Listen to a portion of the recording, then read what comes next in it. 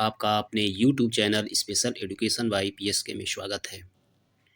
चलिए अब हम लोग विशेष शिक्षक टेट के लिए जो बिहार में निकला हुआ है उसके लिए हम लोग तैयारी के लिए विशेष क्षेत्र से कुछ इम्पोर्टेंट चीज़ों का अध्ययन करते हैं। तो सबसे महत्वपूर्ण है कि जो 21 प्रकार की दिव्यांगता है उसके बारे में जानकारी प्राप्त करना, क्योंकि अगर उससे प्रश्न पूछे जाते हैं तो उसकी सामान्य जानकारी होना अति आवश्यक है। तो चलिए हम लोग देखते हैं कि 21 प्रकार की कौन कौन सी दिव्यांगताएं हैं, उनके बारे में हम लोग चर्चा करते हैं। 21 प्रकार के निःशक्ताओं की पहचान के प्रमुख लक्षण: sign and system for screening of 21 type of disability as per RPD act 2016। 2016 के अनुसार कितनी प्रकार की दिव्यांगताएं हैं? तो 21 प्रकार की दिव्यांगताएं हैं, 21 प्रकार की। तो पहला है ब्लाइंडनेस, जिनको अंधापन। ब्लाइंडनेस का मतलब होता है कि पूर्ण रूप से दृष्टिबाधित। लो विजन को अल्पदृष्टि कहते हैं। तो अल्पदृष्टि मतलब कि उनको कुछ दिखाई देता है, और ब्लाइंडनेस का मतलब होता है कि उनको बिल्कुल दिखाई नहीं देना। लेप्रोसी क्योर्ड पर्सन, कुष्ठ रोग मुक्त व्यक्ति को लेप्रोसी क्योर्ड पर्सन कहा जाता है, ये भी दिव्यांगता की श्रेणी में आता है। उसका अगला है कि hearing impairment, deaf and hard of hearing. Hearing impairment में या श्रवणबाधिता में भी दो तरह का होता है। एक डेफ होता है जिनको बिल्कुल सुनाई नहीं देता, और दूसरा होता है कि वह कम सुनाई देता है। अगला है कि लोकोमोटर डिसेबिलिटी, इसमें चलने फिरने किसी सामान को उठाने में दिक्कत महसूस होती है, ऐसे व्यक्ति इसमें आते हैं। ड्वार्फिज्म को भी इसमें शामिल किया गया है दिव्यांगता की श्रेणी में, जिनको बौनापन कहते हैं। इंटेलेक्चुअल डिसेबिलिटी, यह बौद्धिक अक्षमता है। अगला है मेंटल इलनेस, मानसिक रोगी, ये भी दिव्यांगता की श्रेणी में आता है। ऑटिज्म स्पेक्ट्रम डिसऑर्डर यानी स्वालीनता, ये भी दिव्यांगता की श्रेणी में आता है। सेरेब्रल पाल्सी, प्रमस्की पक्षाघात इसको कहते हैं। मस्कुलर डिस्ट्रॉफी, मांसपेशी दुर्विकार। अगला है क्रॉनिकल न्यूरोलॉजिकल कंडीशन, ये भी जो है दिव्यांगता की श्रेणी में आता है। स्पेसिफिक लर्निंग डिसेबिलिटी, इससे बहुत सारे प्रश्न परीक्षा में पूछे जाते हैं। अगला है मल्टीपल स्क्लेरोसिस। अगला है स्पीच एंड लैंग्वेज डिसेबिलिटी, यह भाषा और निःशक्ता, बोलने से संबंधित यह निःशक्ता होती है। और थैलेसेमिया, हेमोफीलिया, ये सब खून से रिलेटेड ये दिव्यांगता है, इसको भी शामिल किया गया है। सिकल सेल डिजीज, ये भी ब्लड से संबंधित ही है। Multiple disability include deaf blindness, यह बहुनिःशक्ता है। एसिड अटैक विक्टिम, तेजाब हमला पीड़ित, ये भी जो है इसी दिव्यांगता की श्रेणी में आता है। पार्किंसंस डिजीज, ये भी जो है इसको भी शामिल किया गया। इस तरह से 21 प्रकार की निःशक्ताएं हैं, और इससे बहुत सारे क्वेश्चन आपकी परीक्षा में पूछे जाएंगे। तो सामान्य रूप से इनकी पहचान कैसे करेंगे, एक एक करके हम लोग उसके लक्षण को देखते हैं। पहला है दृष्टिबाधित, इसको ब्लाइंडनेस कहते हैं। ब्लाइंडनेस का मतलब कि उसको बिल्कुल नहीं दिखाई देना, उसको किसी भी प्रकार के अगर हम चश्मा का प्रयोग करते हैं तो उनको दिखाई नहीं देगा। तो इसका क्या पहचान है, तो उसको समान रूप से हम लोग देखते हैं कि आँखों की पलकें बंद होती हैं, कांच पूर्ण सफ़ेद होता है, आँखों की पुतली न होना, पलकों का स्थिर रहना या तेज़ी से झपकना, आँखों का न होना, आँखों का लाल होना, लगातार पानी आना, परिवार में कोई सदस्य है जिसे देखने में कठिनाई होती है, रंगों को पहचान नहीं पाना, रंग के प्रति आकर्षण नहीं होना, चलते समय रास्ते में पड़ी वस्तु से टकराना, दृष्टिहीन है, वस्तुओं की पहचान हाथ में लेकर स्पर्श क्षमता द्वारा करता है, दृश्यात्मक वस्तुओं के प्रति कोई प्रतिक्रिया नहीं करता है। ये सारे लक्षण जो है यह दृष्टिबाधित यानी ब्लाइंड लोगों का है। तो ये समान लक्षण है जिसके द्वारा हम इनकी पहचान कर सकते हैं।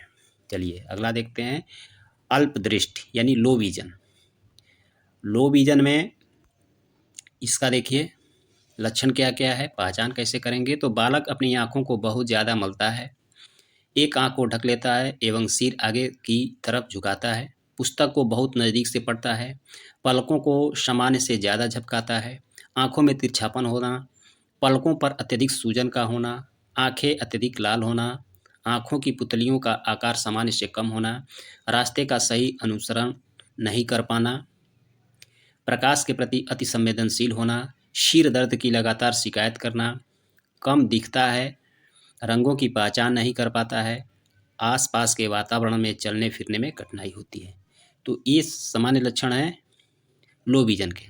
चलिए अगला देखते हैं, कुष्ठ रोग से मुक्त व्यक्ति। ऐसे व्यक्ति जिनको कुष्ठ रोग हुआ था और अब वो ठीक हो चुके हैं, तो वो भी जो है दिव्यांगता की श्रेणी में उनको भी रखा गया है। तो इनके लक्षण क्या हैं कि हाथ पैर या अंगुलियों में विकृति या टेढ़ापन है, शरीर की त्वचा पर रंगहीन धब्बे हैं, हाथ पैर या अंगुलियां सुन्न हो जाती हैं, चेहरा का आकार विकृत हो जाता है। ये सब लक्षण हैं इसके। चौथा है बौनापन, ड्वार्फिज्म। इसको भी दिव्यांगता की श्रेणी में रखा गया है। इसकी पहचान है कि व्यक्ति का कद वयस्क होने पर भी 4 फुट 10 इंच या 147 सेंटीमीटर या इससे कम होना। अगर कोई व्यक्ति 4 फुट 10 इंच से कम है तो वह बौनापन की श्रेणी में आएगा, जिनको हम दिव्यांगता की श्रेणी में जानते हैं।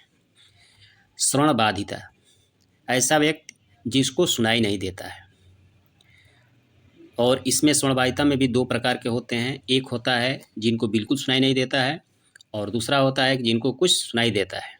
तो इनकी पहचान हम कैसे करेंगे? तो देखिए, समान बच्चा ऊंची आवाज़ में बोलता है या बिल्कुल धीरे बोलता है, इसका मतलब कि बच्चा को समझ में नहीं आ रहा है कि कितना तेज़ बोल रहा है, कितना धीरा बोल रहा है, इसलिए वो ऊंची आवाज़ में बोलता है। टीवी या रेडियो की आवाज़ अधिक रखता है, इसलिए कि कम नहीं सुनाई देता है।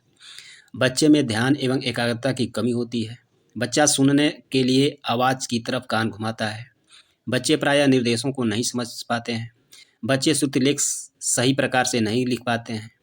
बच्चे कक्षा में शांत बैठे रहते हैं। बालक के कान में दर्द होता है एवं कान से द्रव निकलता है। परिवार के किसी भी सदस्य को बहरापन अथवा सुनने में कठिनाई होती है, इसका मतलब कि ये आनुवंशिक भी है। बहरापन है ऊंचा सुनना या कम सुनना, 60 डेसिबल से 70 डेसिबल हार्ड ऑफ हियरिंग होता है। आवाज़ देने पर, नाम से बुलाने पर कोई प्रतिक्रिया व्यक्त नहीं करता है।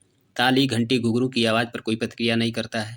इशारों में बातें करता है। सांकेतिक भाषा यानी साइन लैंग्वेज का प्रयोग करता है। ये लक्षण जो है श्रवणबाधित बच्चों का है जो सुन नहीं पाते हैं। चलिए, छठवां है चलन निसक्ता, जिसको लोकोमोटर डिसेबिलिटी कहते हैं। इसको भी निसक्ता की श्रेणी में रखा गया है।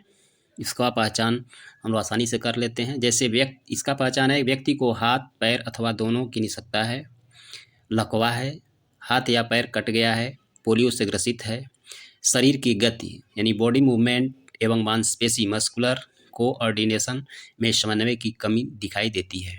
ऐसे व्यक्ति चलन निसक्ता के अंतर्गत आते हैं।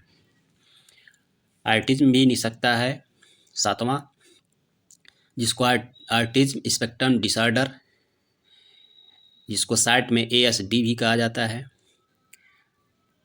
इसका लक्षण है कि व्यक्ति को अन्य लोगों में घुलने मिलने में कठिनाई होती है, अकेले रहना पसंद करता है, अति संवेदनशीलता, निम्न संवेदनशीलता से ग्रसित होता है, वस्तुओं से खेलने इकट्ठा करने में असामान्य रुचि दिखाता है, शरीर हाथों को हिलाते रहता है, अपने वातावरण में परिवर्तन नहीं चाहता है, बच्चों में सोचने एवं समझने की क्षमता कम होती है, एक ही शब्द को बार बार बोलते हैं और इनसे कहते हैं उसे दोहराते हैं। इन बच्चों में समस्या व्यवहार पाए जाते हैं, जैसे आक्रामकता होती है, आत्मघाती व्यवहार के होते हैं। व्यक्ति को किसी कार्य पर ध्यान केंद्रित करने में कठिनाई होती है, आंखें मिलाकर बात न कर पाना, गुमसुम या खोया हुआ रहता है। ये लक्षण है ऑटिज्म का। आठवां है क्रोनिक न्यूरोलॉजिक कंडीशन, ये भी दिव्यांगता की श्रेणी में आता है। यह मस्तिष्क एवं स्पाइनल कॉर्ड में असंतुलन के कारण होता है। यह स्थिति न्यूरॉन की क्षति के कारण होती है। 9वां है बौद्धिक निःशक्तता, जिसको इंटेलेक्चुअल डिसेबिलिटी कहा जाता है। इसका सामान्य लक्षण है कि माता पिता के आदेश की अवहेलना करना, ध्यान केंद्रित करने में कमी, दिशाओं को समझने में भ्रम होता है, बोलचाल की भाषा का विकास देरी से होता है, हम उम्र बच्चों के समान कार्य नहीं कर पाता है, सीखने, समस्या समाधान, तार्किकता आदि में कठिनाई है, प्रतिदिन के कार्यों, सामाजिक कार्यों एवं अनुकूल व्यवहार में कमी होती है, दैनिक जीवन की क्रियाएं जैसे कपड़ा पहनने, बटन बंद करना, मंजन करना, खाना खाना आदि भी स्वयं नहीं कर पाता है, बोलने, स्वयं की आवश्यकता को अभिव्यक्त करने में कठिनाई होती है, पढ़ने, लिखने व समझने में कठिनाई होती है, समस्याजनक व्यवहार से ग्रसित होता है, मंगलोजम के लक्षण दिखाई देते हैं, आंखों और हाथों में समन्वय की कमी होती है। अगला, मानसिक रोगी, मेंटल इलनेस, ये भी दिव्यांगता की श्रेणी में रखा गया है। इसके समान लक्षण है कि अस्वाभाविक व्यवहार करता है, जैसे खुद से बातें करना, भ्रम जाल में रहना, मति भ्रम होता है, व्यसन, नशे आदि, अधिक डर, भय, किसी भी वस्तु या इंसान से अत्यधिक लगाव इत्यादि। व्यक्ति को बिना किसी कारण के जल्दी गुस्सा आ जाता है या गुमसुम अथवा अकेलापन अच्छा लगता है। व्यक्ति अपनी स्वच्छता एवं बुनियादारी से अनजान रहता है। व्यक्ति के मन में विचार आता है कि उसको कोई भगवान, भूत या बाहरी शक्ति नियंत्रित करती है। व्यक्ति के मन में बार बार आत्महत्या के विचार आते हैं एवं डरता है। अन्य व्यक्ति को बातें करता देख समझता है कि ये मेरे बारे में बातें कर रहे हैं। बार बार मूड बदलना, व्यक्ति को आत्मग्लानि होती है। सेरेब्रल पाल्सी, ये भी दिव्यांगता की श्रेणी में आता है। बालक अपने दोनों हाथों का प्रयोग एक साथ नहीं कर पाता है। गोद में लेते समय, कपड़ा पहनाते समय, नहलाते समय बच्चे का शरीर अकड़ जाता है। बालक में एकाग्रता की कमी होती है। व्यक्ति को पैरों में जकड़न, चलने में कठिनाई, हाथ से काम करने में कठिनाई होती है।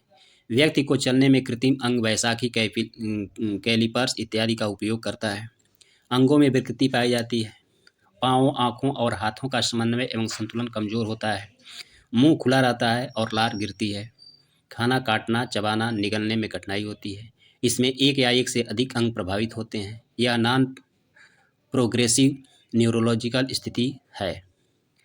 12वां है मांसपेशी दुर्विकार। इसको भी दिव्यांगता की श्रेणी में शामिल किया गया है। इनकी पहचान है कि मांसपेशियां कमज़ोर होती हैं, मांसपेशियों में विकृति होती हैं। इसमें विकृति बढ़ती प्रोग्रेसिव हुई होती हैं, जकड़न आ जाती है, व्यक्ति पंजों के बल चलता है, व्यक्ति को दौड़ने कूदने में परेशानी होती है। यह वंशानुगत बीमारी है। 13वां मल्टीपल स्क्लेरोसिस। इसके लक्षण है कि व्यक्ति के दिमाग या रीढ़ की हड्डी के समन्वय में परेशानी होती है। ब्रेन और रीढ़ की हड्डी में क्षति हो जाती है, जिसके कारण यह होता है। 14वां है स्पेसिफिक लर्निंग डिसेबिलिटी, SLD। इसमें क्या होता है कि बोलने, समझने, श्रुतलेख, वर्तनी, लेखने, पढ़ने में समस्या, वर्तनी में समस्या, साधारण जोड़, बाकी, गुणा भाग में कठिनाई होती है। यह कई प्रकार का होता है, जैसे डिस्ग्राफिया, डिस्लेक्सिया, डिस्कैलकुलिया, ये सब इसके प्रकार हैं। व्यक्ति को आकार, भार, दूरी आदि को समझने में कठिनाई होती है। व्यक्ति को बार बार निर्देश देने की आवश्यकता पड़ती है एवं भाषा समझने या शब्दों का अर्थ समझने में कठिनाई होती है। व्यक्ति को दिशा चिन्ह समझने में एवं वस्तुओं को बोध करने में कठिनाई होती है। समस्या समाधान में कठिनाई होती है। एकाग्रता में कमी, याद न रख पाना होती है। वाक्य एवं गद्यांश को समझने में मुश्किल होती है। बालक का पठन पाठन में प्रस्तुतिकरण एवं उम्र में मेल नहीं खाता। मौखिक अभिव्यक्ति अच्छी होती है, लेकिन लिखने में कठिनाई आती है। 15वां है कि वाक एवं भाषा निःशक्तता, स्पीच एंड लैंग्वेज डिसेबिलिटी। इसका सामान्य पहचान है कि परिवार का कोई सदस्य गूंगा है या बोलने में कठिनाई होती है, यानी आनुवंशिक होता है। सामान्य बोली से अलग बोलता है, जिससे परिवार के सदस्यों के अलावा अन्य लोग नहीं समझ पाते हैं। स्पष्ट नहीं बोल पाता है। बोली भाषा में निरंतरता नहीं होती है। यह अस्थायी निःशक्तता है, जिसमें समझने वाली भाषा तो ठीक होती है, परंतु अव्यक्ति भाषा में कठिनाई होती है। थैलीसीमिया 16वां है, ये भी डिसेबिलिटी के में रखा गया है। डॉक्टर के अनुसार खून में हीमोग्लोबिन की विकृति होती है, खून की मात्रा कम होती है, हीमोग्लोबिन की कमी पाई जाती है। इलाज चल रहा है तो चिकित्सक की पर्ची अवश्य देखनी चाहिए। खून की जांच रिपोर्ट अवश्य देखनी चाहिए। होमीफिलिया होमीफिलिया माना अधिक रक्तस्राव होने लगता है। इसका लक्षण है कि चोट लगने पर अधिक रक्तस्राव होता है। घाव से रक्त बहना बंद नहीं होता है। यह बीमारी पुरुषों में मिलती है और औरतों से पुरुषों में स्थानांतरित होती हैं। इस बीमारी में खून का थक्का बनने की सामान्य योग्यता नहीं होती है। खून की जांच रिपोर्ट अवश्य देखनी चाहिए। सिकल सेल डिजीज, यह भी ब्लड रिलेटेड डिसेबिलिटी है। चिकित्सक द्वारा खून की अत्यधिक कमी बताई गई है। खून की कमी से शरीर के अंग अवयव खराब हो गए हैं। चिकित्सक के इलाज की पर्ची से ही इसे पहचाना जा सकता है। खून की जांच रिपोर्ट देखनी चाहिए। बहुनिशक्ता, 19वां है बहुनिशक्ता, मल्टीपल डिसेबिलिटी। व्यक्ति 2 या 2 से अधिक तरह की निशक्ता से ग्रसित होता है, जैसे बधिरता के साथ अंधापन, मानसिक मंदता, सेरेब्रल पॉल्सी, मानसिक रोगी, चलन निशक्ता, मुख निशक्ता, श्रवण निशक्ता, ऑटिज्म, दृष्टिबाधित, कुष्ठ रोग। उपरोक्त निशक्ता में से 2 या 2 से अधिक निशक्ता से ग्रसित, जैसे मानसिक मंदता के साथ अंधापन, संप्रेषण अत्यधिक प्रभावित होता है। विकासात्मक शैक्षिक कठिनाई अधिक होती हैं। 20वां है तेजाब हमला पीड़ित, एसिड अटैक विक्टिम। इसको भी शामिल किया गया है दिव्यांगता की श्रेणी में। तेजाब हमला की वजह से व्यक्ति के अंग असामान्य प्रभावित होते हैं। शरीर के अंग हाथ, पैर, आँख, गला एवं चेहरा आदि सामान्य प्रभावित होता है।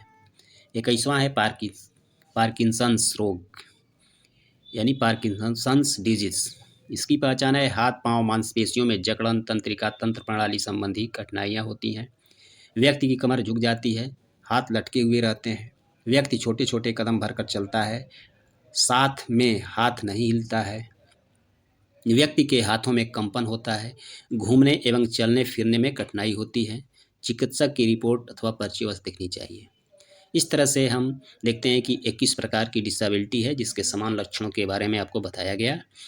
आपको परीक्षा में इससे बहुत लाभ मिलेगा, क्योंकि इसकी सामान्य जानकारी होने पर इस तरह के बच्चे या प्रश्न आते हैं तो आपको उत्तर बताने में सहूलियत होगी। तो इसलिए अभ्यास इस पर हम आगे इस पर ऑब्जेक्टिव टाइप क्वेश्चन भी देने का प्रयास करेंगे।